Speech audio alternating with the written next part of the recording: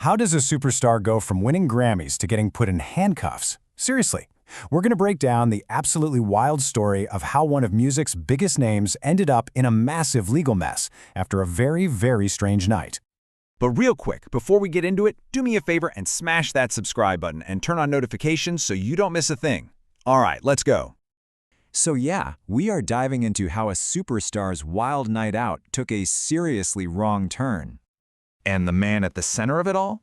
The one and only Lil Nas X, an artist who has pretty much built his entire career on being impossible to look away from.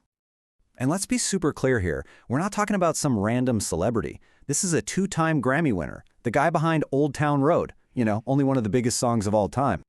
And this same guy is now, after one truly bizarre night, facing— You heard that right. 4 felony charges. The big question is, how in the world did we get here?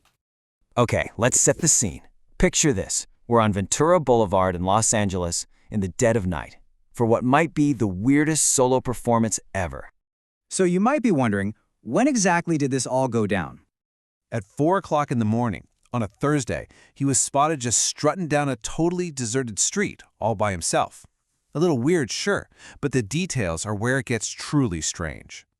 And of course, the number one question on everyone's mind, what was he wearing?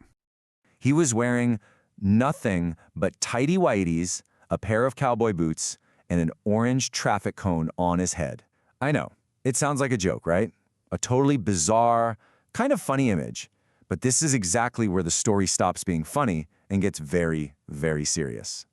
Because this is the moment the story shifts from a weird public spectacle to a straight-up violent and chaotic mess.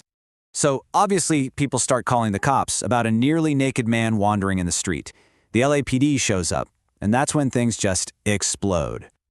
And right away, we get 2 completely different stories about what happened. On one side, police sources say he charged at them, started throwing punches, and ended up injuring 3 officers.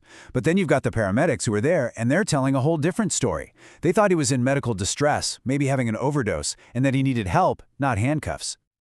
Well, that chaotic confrontation led directly to some major legal fallout, and no matter what the reason was, the consequences here are absolutely no joke. He was held in jail without bail all weekend before finally being released on a $75,000 bond. The charges against him, we're talking 4 felony counts, and the most serious one is battery with injury on a police officer, a charge that could mean serious prison time in California. For his part, he has pleaded not guilty to everything. So just to recap the chain of events. First, paramedics take him to the hospital. Then, he gets arrested and hit with those felony charges. And finally, as a condition of his bail, a judge has ordered him into drug rehab. All of this brings us to the one massive question that everyone is asking. Was this some kind of elaborate publicity stunt that just went horribly wrong, or was it a legitimate cry for help? On the one hand, you have to look at his history, right?